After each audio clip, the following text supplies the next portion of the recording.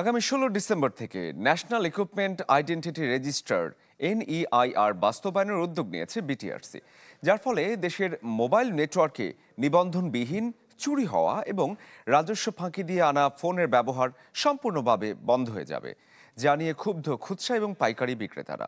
তাদের দাবি, দেশের বাজারে বিদ্যমান অনুমোদনহীন প্রায় ৬০% বাজার হুমকির মুখে পড়বে। সানশাইন আটা ময়দা সুজি, ভালোবাসায় তৈরি। দেশের বাজারে প্রায় ৬০% মোবাইল ফোন অবৈধভাবে আমদানি হয়। এতে সরকার বছরে প্রায় ২,০০০ কোটি টাকা রাজস্ব হারাচ্ছে।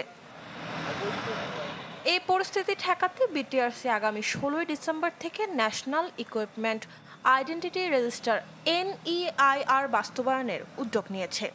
NEIR চালু হলে দেশের মোবাইল নেটওয়ার্কে নিবন্ধনবিহীন চুরি হওয়া বা আমদানি অননুমোদিত ফোনের ব্যবহার সম্পূর্ণ বন্ধ হবে। এতে বিপাকে পড়ছেন খুচরা বিক্রেতা ও পাইকারি ব্যবসায়ীরা।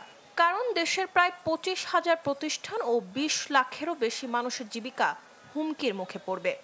আমরা সরকারের বিরোধিতা না, সরকারের পক্ষে, কিন্তু আমরা সিন্ডিকেটের আওতায় থাকতে চাই না। ১৬ ডিসেম্বরের পরে এই সেটগুলা যে NIR সিস্টেম করে বন্ধ করার উদ্যোগ সরকার নিছে, এটা আমাদের জন্য ন্যাক্কারজনক। এটা আমাদের সবাইকে পেটের মধ্যে লাথি মারার মতো। এই অবস্থায় NEIR বাস্তবায়নের আগে মোবাইল ফোন ব্যবসায়ীদের সঙ্গে বসে আলোচনা ও নীতিমালা সংস্কার সহ বেশ কিছু দাবিতে রোববার মানববন্ধন করে স্মার্টফোন ও গ্যাজেট ব্যবসায়ীদের সংগঠন MBCB। মুক্ত বাণিজ্য নিশ্চিতে সরকারের দ্রুত হস্তক্ষেপ চান তারা। আমরা সরকারকে ট্যাক্স দিতে চাই। NIR পদ্ধতি যেটা চালু করতে যাচ্ছে সেটাকেও স্বাগতম জানাচ্ছি।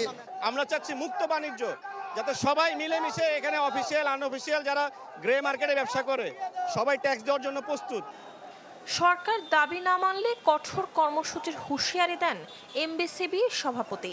বলেন, NEIR নিয়ে সরকারের সঙ্গে বসতে চান ব্যবসায়ীরা। আমাদের এই অসহায় মজলুম ব্যবসায়ীদেরকে ডেকে এটা অতি দ্রুততম সময়ের মধ্যে এটা সমাধান করবেন। আপনারা আমার এই অসহায় ব্যবসায়ীদেরকে আর দ্বিতীয়বার রাস্তায় নামাবেন না। ঘোষণা অনুযায়ী রোববার সারা দেশে সব মোবাইল ফোনের দোকান বন্ধ রাখা হয়। এছাড়া দেশের বিভিন্ন বিভাগীয় শহর, জেলা ও উপজেলায় মোবাইল ফোন ব্যবসায়ীরা একই দাবিতে শান্তিপূর্ণ মানববন্ধন কর্মসূচি পালন করে। মরিয়ম আজিজ মৌরিন, চ্যানেল 24, ঢাকা।